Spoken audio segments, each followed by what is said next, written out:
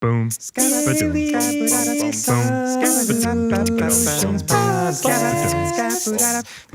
podcast that you're listening to. In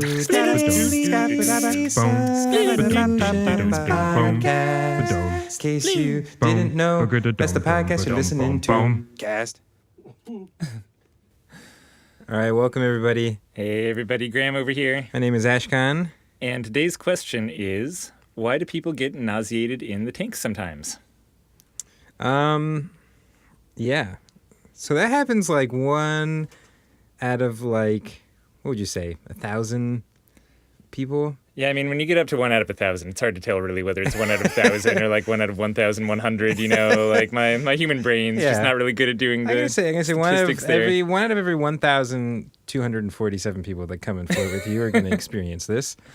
So it's pretty predictable. And it's the thing, right? It definitely happens. And for sure. I mean, so the people who have come in who I've personally talked to have all shared a certain trait, but I kind of know of a secondary case where people will get nauseous. So this is all a nice way of saying we don't really know, but we have some guesses. We got some guesses for you. So number one, almost all the ones who I've encountered, so this makes me think it's kind of the more common scenario, are people who also have extreme car sickness. Yeah, motion sickness in general. Right, motion sickness in general. Almost always when I talk to them, like, oh, absolutely, I have to have the window rolled down, or I have to be the driver even. I can't. That's the first question I ask when someone comes out. I'm like, oh, do you usually get a lot of motion sickness? And yeah, me too. Like almost, I think every person. I can't really think of someone who said no to that when I've been working the shop and asked them. Yep. So that's, in my mind, kind of one of the main ones, which is also screenable for, which is kind of cool. You can just say, hey, do you, I mean, I don't screen for it, but one could, if they wanted to, say, hey, do you get extreme motion sickness? And if they say yes, then, you know, maybe they'll kind of get sick in the float tank too. Yeah. And so like, here's the theory we have for that, which is that just a lot of the things that you're used to basing your balance on are not really present in the float tank. Like you don't have any visual cues, which usually helps you keep your balance. You're kind of lying down, your ears are underwater. Like there's a lot just about your kind of equilibrium that is being that's used to referencing stuff that isn't there in the float tank. And people come out and say this all the time, right? Like I was floating and I just started feeling like I was spinning in there, but I wasn't actually spinning. Or I was like flipping forwards or backwards. Like those are not uncommon things to hear about people's float experiences. So imagine having those feelings and having motion sickness. Yeah. And the girl who had who got kind of the most nauseated floating was also the one with the most extreme motion sickness who I had talked to, which is really funny. And she said that it was just every time she drove, pretty much she got sick unless she was behind the wheel. And in the float tank, she said that she had to get out after 15 minutes. And she said she just felt like she was like not even just end over end so much as like every way. Like her body had no sense of up and down. She just, after she was in there, felt like she was just tumbling around in a giant void. And it was just super disorienting. And she felt motion sick and had to get out. So it's like the most extreme example that I know of. Yeah, that's pretty extreme. I mean, I think someone threw up once at our place because of it. Like, had to get out and threw up into the shower. Fortunately, not in the tanks. I have heard of other places where they've thrown up in the tanks. But I think the closest we had was someone who actually draped their head and arms outside of the float tank door and threw up out of the side into the shower area. That's like the closest we've come. Yeah, so by the way, not fun for those people. If that sounds gross to you, if you run a float tank center, you get used to it. Bodily fluids are a thing People throw it up deal all with, the time. Yeah. Every day. Yeah. They come just during checkout, you know, while drinking kombucha. Yeah, ask for their credit card and just... So I have a number two situation too. Oh right, okay. What were you gonna say? I was moving forward. I was moving on. Next question. I'm ready to roll. Yeah, we're done here, I think.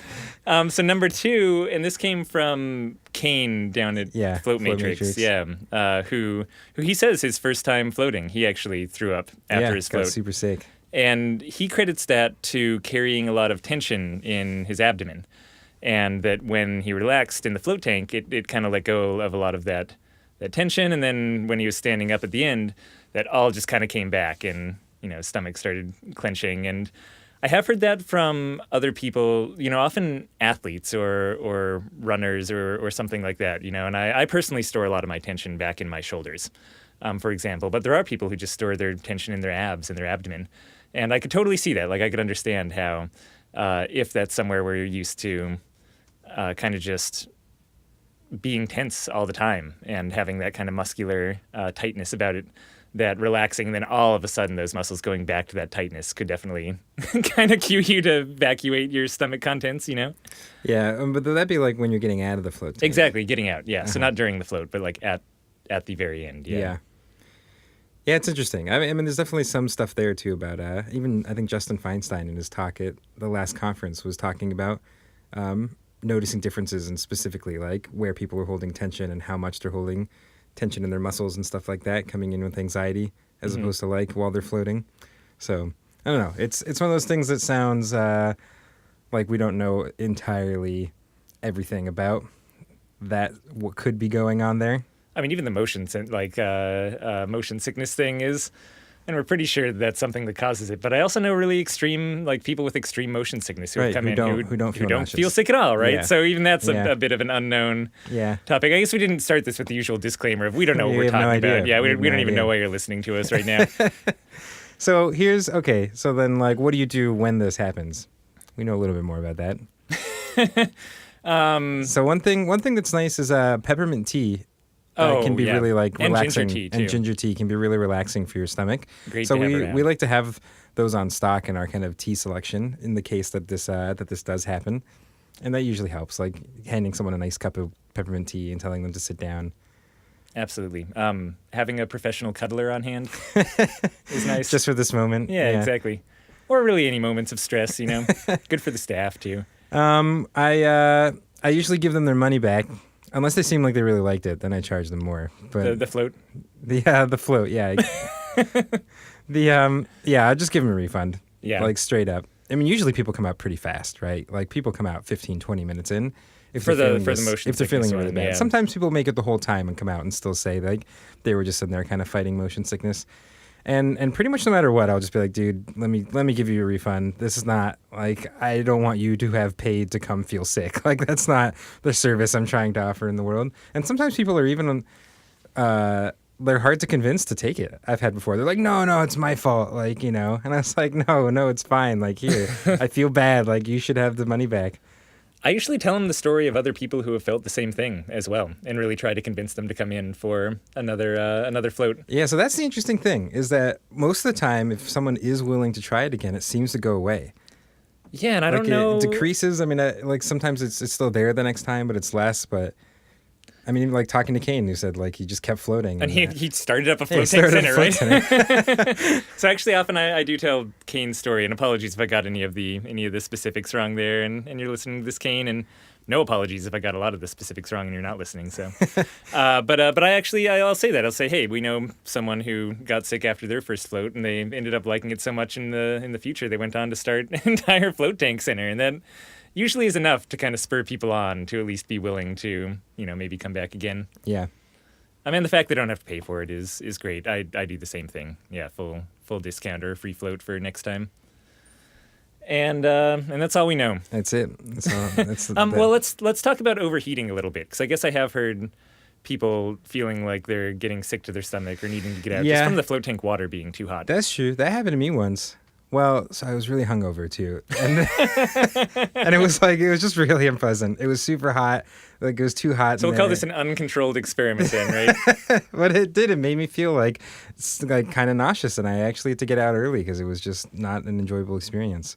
Yeah, and that's. I mean, it's one of those signs that I think, you know, although keeping your float tank too cool can be an unpleasant experience, being in there and getting cold, keeping it too hot feels much more of this kind of health risk. And that's another case where I've definitely heard customers report that they end up feeling sick to their stomach is because the temperature seems to be, you know, 2 or even 3 degrees too high, you know, kind of passing that 96 point, getting up to 97, 98 degrees or something. That's that's high. That's really high. Yeah. Yeah. What else you got for our listeners? I don't know. I think that's it, you know? That's all the reasons people get sick. And it really does not happen like super often. It really isn't that kind of like. No, I'll say maybe 1 out of every 1,300 times. All right. If you guys have your own questions, go to floattanksolutions.com/podcast and send them our way. I'll talk to you tomorrow. Bye.